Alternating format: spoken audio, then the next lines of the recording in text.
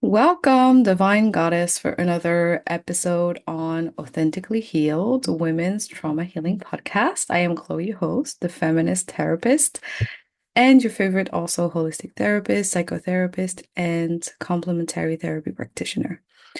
So, today's topic, I wanted to do a topic on women's biggest contradiction, about women's mental health in general, and how also like the common wounding we have as women and the way that subtly, we still have internalized patriarchy that even if we are feminists, even if we believe in, you know, the good of women in their power, if we believe in equality in terms of being treated the same with the same respect, the same advantages, the same benefits as men.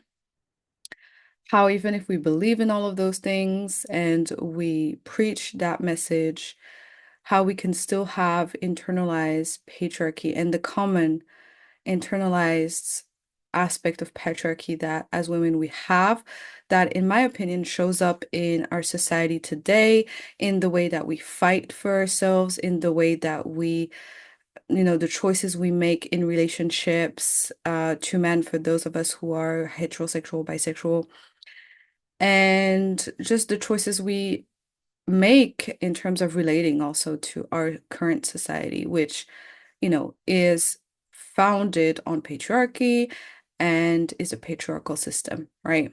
So, the common wounding that we have as women, and that reflects internalized patriarchy, in my opinion, is our desire to own someone and our ego desire to possess someone in relationships.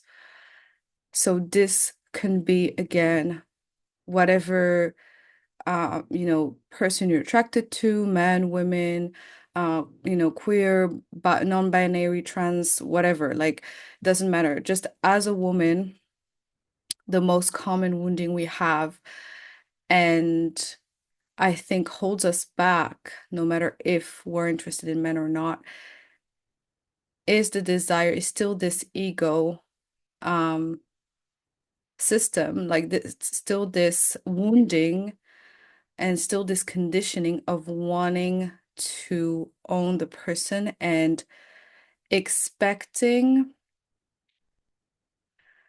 like, not expecting, needing our person to only be attracted to us, only being in love with us, only feeling certain feelings with us. And having like needing our partner to fully put their, like, a lot of attention on us, and not like obviously standards attention, but what I mean by that is the um the need for them to not feel those emotions or feel any certain type of way with anyone else, right? And the need to have monogamy, the need to have a commitment in that sense to monogamy, a commitment from the other person to monogamy, a commitment to being exclusive to us to feel safe. That is, in my opinion, our biggest contradiction in women, as for those of us who are feminist and believe in equality and believe in, being treated the same way, is that, and um, results in internalized patriarchy due to wounding, because the way we internalize certain beliefs is oftentimes due to the way we were treated in society, we're conditioned in society. When we, when I personally speak about, say, use the term of conditioning, I mean also all the trauma we've been through, the beliefs of our parents, of the society around us, sure, but also the trauma we've been through that has also made us, conditioned us in a certain way. And when it comes to the ego, usually it has to do with trauma, it has to do with, either our needs being neglected, either the attention we lacked, or being abused, or experiencing, mistreatment as children. It's one of those things that usually puts us in a place of wounding, that always puts us in a place of wounding, or in adulthood as well. So, uh, for have when we have codependency and we have this need um to have our um spouses complete, like need that our spouse suppress themselves so that we feel completely, we feel loved, we feel good about ourselves, like the fact that we need so much our spouse or our partner or someone to be exclusive with us, to be monogamous, is just a sign of wounding. Monogamy was created through with patriarchy, okay? Uh, Amongst with religions being used to control women, monogamy was created alongside with, marriage, the institution of marriage, to it was hand in hand with marriage to control women, to make sure men could were able to own a woman for their legacy, quote unquote legacy, for their children, to make sure their womb was their womb, right? That the only children that would get out of that womb would be theirs, right? There was that. There was also like, you know, uh, basically claiming a woman as a possession. It was never agreed that it was for men too. And as we see today, there was this silent contract that was made also with men, that, men will, from the beginning of time with this society specifically, right? After indigenous suppression and all of that, colonization, when this society started being created, right, on genocides and indigenous genocides, um, since the beginning of that, men had mistresses. Men always had mistresses. And the myth of men being visual creatures that cannot control themselves and, sometimes will go see elsewhere is normal for them, but not normal for women. That's when it's been created, all of that myth. And men never were expected to respect monogamy initially, right? And so collectively and consciously, this was ingrained in us as well over time. Even if, you know, w everything got, women asked to have the same rights and things like that, sure. But deep down, this contract is always still made, although there's no law to force it on women anymore, but it still is made today, this contract where women expect always monogamy, still believe that monogamy is one-sided. Like, still believe that no, monogamy is two-sided, when it was never meant to be two-sided. It was always meant to control and make women asleep think, well, yes, of course your spouse is going to be, is not going to cheat on you, is going to be faithful, and all that faithful talk, right? Of course they're going to be faithful. Of course they're going to not look elsewhere. Of course love is about you just love one person and you never get attracted to someone else. Of course everything else around that is sin. And of course your spouse is going to be, well, no, as we saw as the with the beginning of the society, men have never respected monogamy. And then over time, women started accepting that, and this myth of men not being able to control themselves was created. So initially, monogamy was a patriarchal construct and a patriarchal um, belief, just a belief system that came from men to secure themselves, but was deserving women. Okay. And so, as women, as we move into generations and evolved, well, we still have this conditioning, no matter who we are attracted to now, we still expect and desire and, believe in um monogamy as it feels safe. We've been used to, we've unconsciously got used to it. And so we feel like this is something we should have in a relationship that is natural, that is normal, because, well, this has been the way for, centuries already. So obviously, this has been, what we've seen. This is all society set up that way, right? And so that's what we expect in relationships, but that's also, especially for hetero and bisexual women, what traps us with men as well. Because, well, obviously, if you're attracted to women, other people, trans, queer, non-binary people, that's great. You'll probably avoid a lot of pain that in like relationships with men, right? So that's wonderful. But even if you're not attracted to men, I believe as women, deconditioning ourselves from needing monogamy to feel getting out and pushing ourselves to get out of our comfort zone and letting go of monogamy is our way to fully embrace our power, is our way to fully reconcile with ourselves and with our sovereignty. Um, and we don't want to be owned, right? We don't want to be owned. And I think that's where the contradiction comes in play, is that as women, we do not want to be owned, and especially hetero and bisexual women, with everything that's going on in the world, we're taking a stance, with men saying, well, we do not want to be owned. We're not a property. We're not, we're not something. And so we're taking different route to express this, to be like, well, I'm not going to be treated like property. Some of us will focus on, well, if you're treating me as a property, I will treat you as a wallet, right? Things like that. Or, I'm not going to have any relationship with men because, I know how they function and I want to break that cycle, right? Which, is great, is fair, is, whatever feels right to you. But at the same time, what I personally believe is that at one point, all of those behaviors emanate from that wounding and from that resistance to let go um, of monogamy and demonizing cheating because, well, we think that monogamy is a natural way of things when it's not.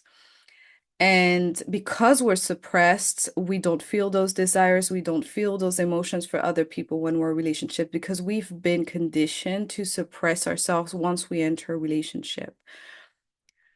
Every time we enter a relationship as women, we automatically shut ourselves down. The moment we enter an officially a relationship, we don't look well, we suppress ourselves. And this is due to our conditioning. And it's not a natural way of things. It's just us suppressing ourselves. And that's why I believe today a lot of women, we demonize cheating because, well, we are suppressed and maybe people and men don't suppress themselves basically, and we are asked to suppress ourselves. And obviously, like, it's hypocritical. Obviously, like, men use cheating as weapons or makes them feel powerful and would not tolerate obviously a woman who would not be monogamous, right? So obviously, but what I'm saying is the part where we see men not suppressing themselves, entertaining relationship with other people and emotional connections, and seeing how like they don't feel any shame when we do feel guilt and shame when we do that is due to our suppression, is because we've been conditioned to suppress ourselves again. And it's so unconscious that we don't even realize that. I cannot like on my own journey, I used to do the same, suppress myself every time I got into a connection or a relationship with a guy. And it was just until I realized that well, you know, while healing, I actually have those desires and needs. And I started seeing that actually, along the way in the relationship, I would start being attracted to someone else. I would start being, you know, seeing that person and feel like, well, I need to repress myself. And when actually, like, it's natural. And I know for me, as a woman, I was always raised to suppress myself, but I had a side of me that struggled to suppress myself, right? And initially I thought, well, there's something wrong with me. I'm too sexual. I shouldn't be like that. Why am I like that? Women shouldn't be like that. There's something wrong with me, you know? But I realized over time that it was a blessing actually, because it wasn't that I couldn't control myself. It wasn't that I had issues with my sexuality. It was just that I was a healthy, normal human being. And so I didn't have to actually force myself to be monogamous. And that was not the natural way. And there was a reason why part of me always felt like, well, being committed to someone is not, is complicated if there's monogamy because, well, you suppress yourself and so you appear. I always felt like, I was being in a role, but I was not fully myself, right? Because I would just suppress myself. I would just pretend to be someone I was not, you know? And I think also for me, realizing that it was normal to, especially in your young years, it's normal to bounce from one person to another. Everyone is here also for your growth, and we are supposed to follow our desires. We're supposed to follow our needs as well and cut off relationships where we're not valued, and at the same time also follow our desires if all in mid relationship you get attracted to someone else. Men do that because they're not suppressed. Okay. Most men do that because they're not suppressed. And sure, they don't do it in a good way. There's a respectful manner to be done. I'm not saying the way, I'm not validating the disrespect that goes with it. But what I'm saying is the part where they listen to what they feel, what they desire, who they're attracted to. And maybe that's what we need to be doing. That's what I'm saying. And along the line, I saw, well, men don't suppress themselves. Why should I do the same? Again, so that's where, I started to grow this idea as well in my mind. In my mind, this idea started to grow and feeling like, well, I'm not sure that I can commit to someone who's not open to that idea because, well, I'm going to be ending up obviously cheating, or I'm going to be, if I cannot be transparent with my partner with that, I'm going to be, I'm going to end up either cheating or leaving the person, and or both, probably both. um and it's just not worth it. It's really just not worth it, you know. And I think that's what is the biggest issues we have, and that's why we struggle a lot in relationships as women, is because we're not fully empowered and we get manipulated easily. For that matter, we get stuck in relationships um being used and manipulated with people who are wounded and toxic, and not necessarily narcissist or sociopathic, but just toxic. And we go to an extreme solution thinking where well, I just should avoid relationships, completely. Like a lot of heterosexual women, bisexual women today with the 4B movement, a lot of women are just thinking, well, I'm just going to stop, encountering men. And in my opinion, it's not necessarily the solution, because then you avoid following your desires, your needs, and experiencing life and growing and welcoming every relationship with what it's meant to teach you. Um, and you just, you just stay stuck there instead of focusing on, well, maybe I should decondition myself. Maybe I should, because honestly, if you let go of monogamy, how many toxic guy will come to you if you right off the bat say, well, I'm not monogamous? Of course, they're gonna run on the other side. Like it's gonna filter out for you everything very quickly, you know? A lot of these men, and maybe there are a lot, 80% of men, yes, are toxic. Well, they're not gonna entertain any relationship with an empowered woman. They're not gonna entertain any relationship with a woman who's not monogamous. Like she's just gonna be right off the bat, a big slut, and that's it, and they're gonna move on to someone who has good values, traditional values that they can manipulate more easily, right? Because you can be the most empowered woman. You can just be selfish, think about money, and get into try to disconnect with your emotions and relationships. But if you don't deal with your wounding, well, you're gonna end up being burned. You are gonna end up being burned because you're gonna spend your time playing games with someone, be so inauthentic with someone that will be uncovered eventually, and it's gonna come and bite you back. It's gonna come and bite you back because, life happens. You cannot always be playing a role and pretending to be someone you're not. It's just exhausting. At one point, your soul will want you to grow out of that. We are meant to grow as souls. We're not meant to be stuck in the ego. And if you spend your life being an inauthentic person in relationships, well, you're just passing by your life. You're just passing by the actual lessons you're meant to learn. And the actual lessons you're meant to learn are actually extremely valuable because at the end, you're going to be winning. The thing that I think a lot of us also forget on our spiritual journeys is that, well, it's not just about taking things lightly or stepping back or seeing the bigger picture. It's actually regaining your power as well as a human being. And it's also, being more empowered. It's not just pretending to be empowered, it's actually being empowered. And the biggest empowerment for women today is to let go of this patriarchal concept of monogamy. And it's not, again, to say a lot of like insecure men or insecure women will say, well, it's to keep the order, we cannot, like, that's not true. Not all men cheat, or like it's not true that women need also structure. We need for society to work structure. We need, it's gonna be chaotic if we just let go all of monogamy.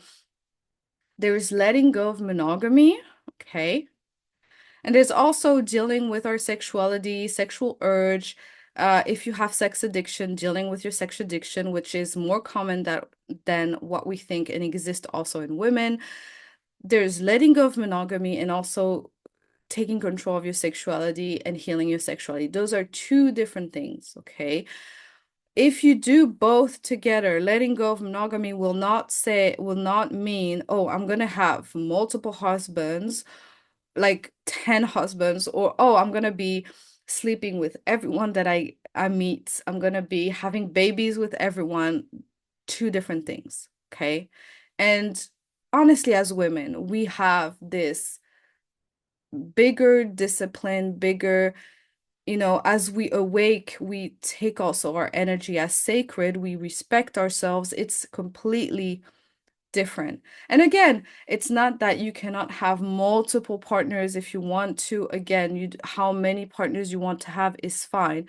But what I'm saying is there's a difference between sex addiction and normal healthy sexuality that you heal, and also like letting go of monogamy. And one doesn't mean that you have to surrender to your coping mechanisms, or you have to that your addiction is gonna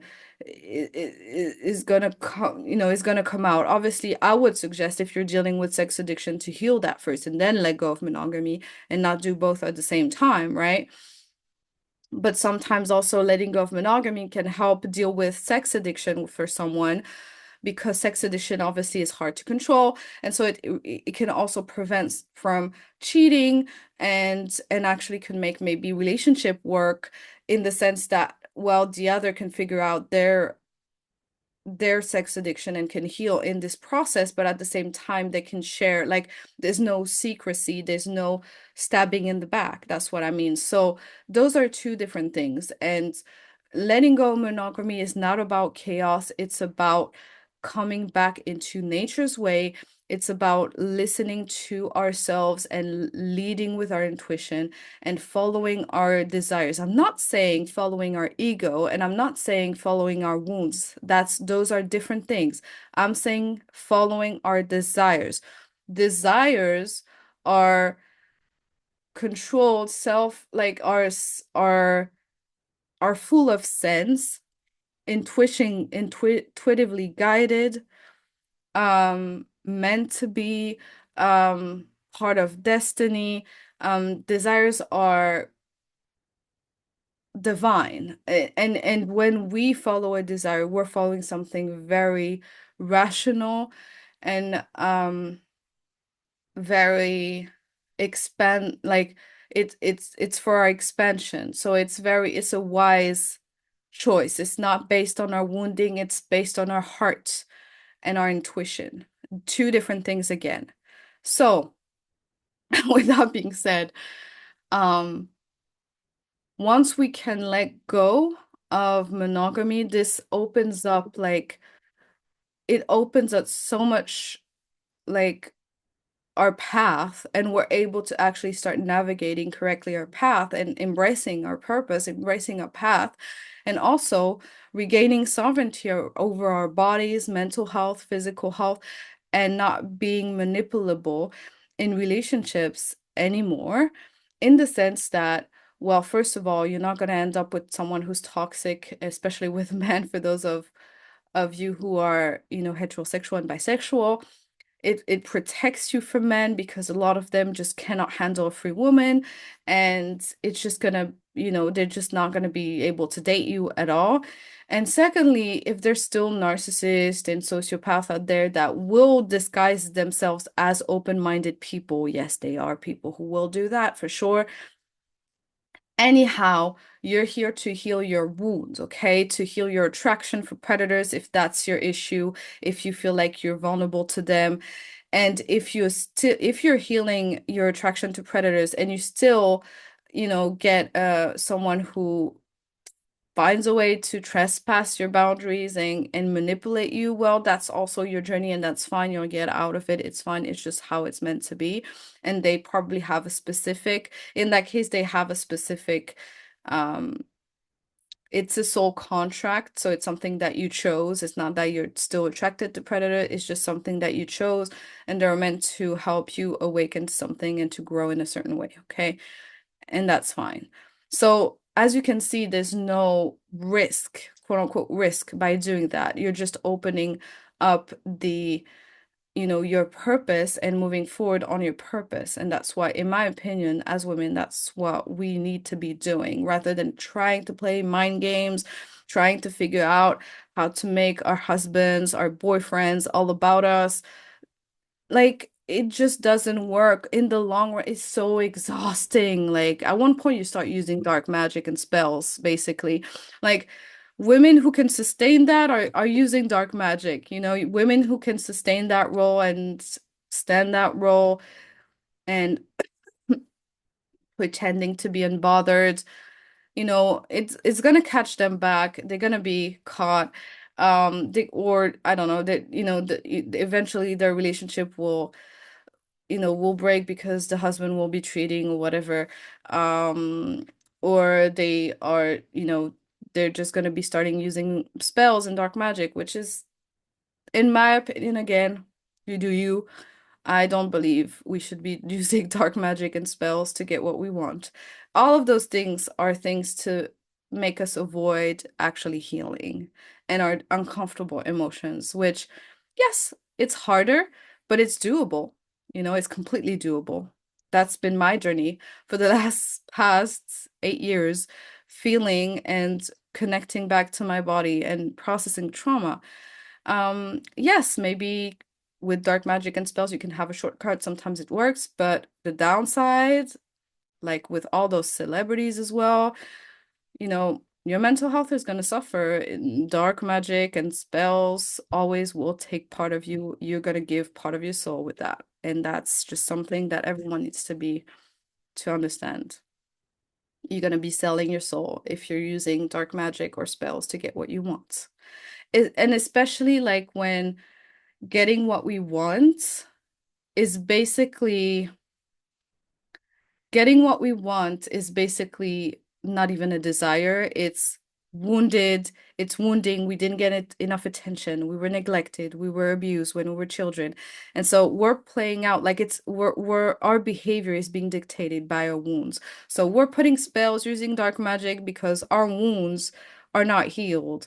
So even when you start healing your wounds, honestly, you'll be able to let go also eventually of monogamy. It's like it's just something that happens, honestly, because it's just the way it's meant to be. So it's not that you need to think of it and push yourself to do it. I'm not saying today you need to let go of monogamy. I'm just saying, hear this concept, chew on it, and think of what if you would, instead of focusing on how to make a partner do this, how to whatever, how to be happy in your relationship or seeking for relationships advice. What about focusing on healing your processed trauma and wounding enough to let go of monogamy, right?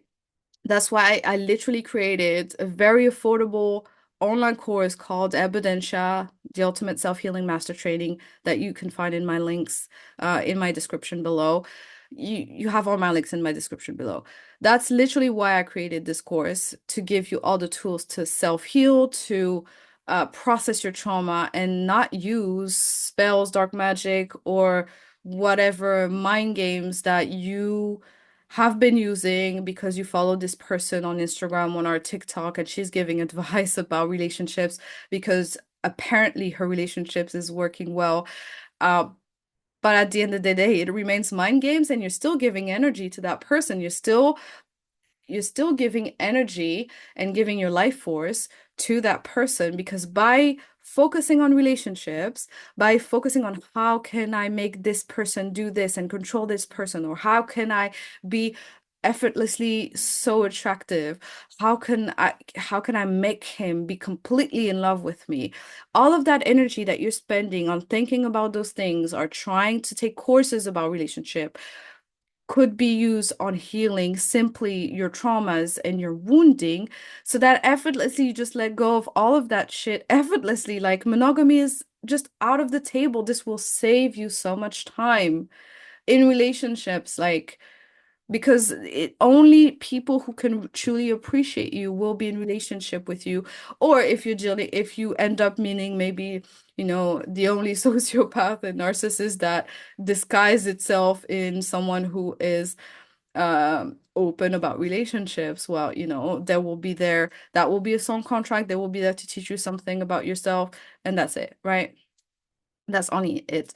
And honestly, once you really let go of monogamy, there's not a lot of chances that you encounter, if you generally let it go, that you encounter like a narcissist or a sociopath, because that level of frequency is way too high for them and they cannot deal with they cannot match it.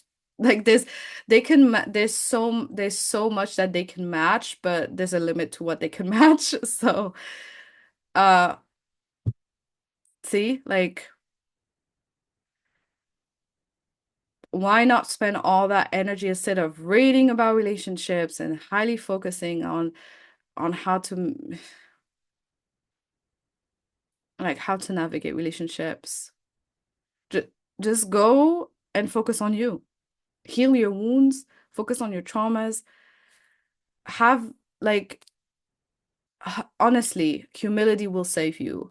Mm, in that sense, like, be realize that you're not perfect. Realize that this journey is it's a lifelong journey.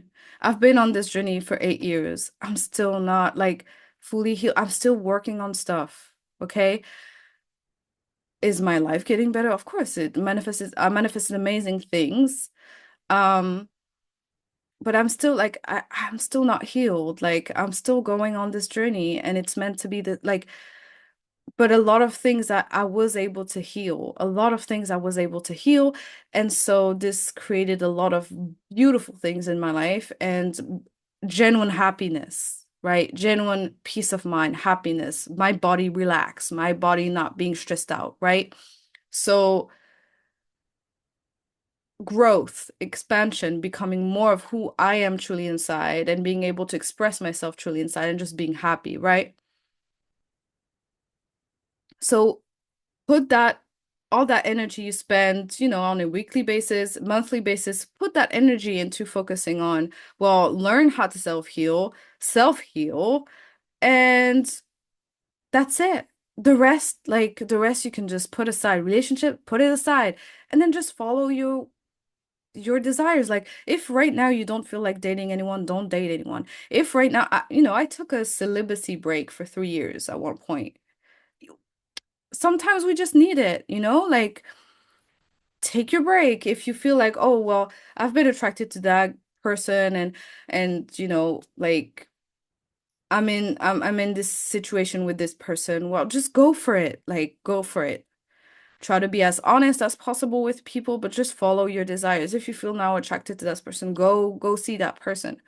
If you feel like you have a sex addiction, if you feel like you have some level of addiction or toxic relationship addiction, still attracted to predators, well, put that energy again on that and focus on that self-healing. And in my course, you'll find so much resources to process whatever you need to process. So, like, literally, you have everything in my description. There's no excuse, no excuse at all. I wanted to add also, like, if you have ADHD, um, one of the signs of ADHD is hypersexuality. And there's different things that you can do to deal with ADHD and calm down and feel more grounded in your body and be less versatile and all over the place, right? Um, I will be talking about that soon in my post. One of the things that I would highly recommend is ashwagandha. Um, this plant really helps with people who suffer from ADHD and also like suffer who have ADHD. I'm an ADHDer myself. Um, but if you're in a state where you're like ADHD kind of overpowers you, and sometimes you really feel like you could be more grounded and you feel depressed, and the bad side of ADHD, you have anger issues and you struggle, especially moms with ADHD, it's so stressful to be moms. If you feel like your stress levels are too high, I would highly recommend ashwagandha. Obviously, check with your local doctor before taking any supplements and making sure that your health, tolerates it. I will be doing like a post on that soon because I take ashwagandha myself and it's just has done wonders for me for my ADHD. So I would highly recommend that. But obviously check with your doctor, make some blood tests if you need to see if you have any, high blood pressure or things that, check with your doctors basically to see if your health is okay and can tolerate it. Because with certain issues, if you are on medication for certain health issues, it might be, tricky. Okay. So yeah. So again, if you're struggling with hypersexuality, ADHD, you know, plants, oils, different things that you can use to ground yourself and deal with your sexuality and deal with your urges and deal with your boredom and deal with your disconnect. Um, and depression, if you have depression due to that, especially mothers, oftentimes that's literally what we just need. Like sometimes we just need some support plant supplements, right?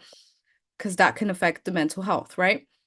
And if you're dealing with addiction, sex addiction in that sense, again, my course is linked in my description. Go get the tools to process and understand how trauma works and how you can heal trauma, how to deal with different coping mechanisms and as addiction. I speak about that in my course again, so make sure to go and check it out.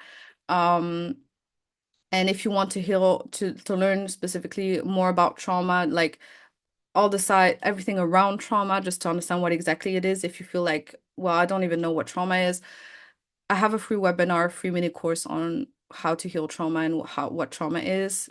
That's free. Go check it out as well. It's free if you want to learn a little bit about more and get and see if, well, do I actually have trauma if you're not sure, you know?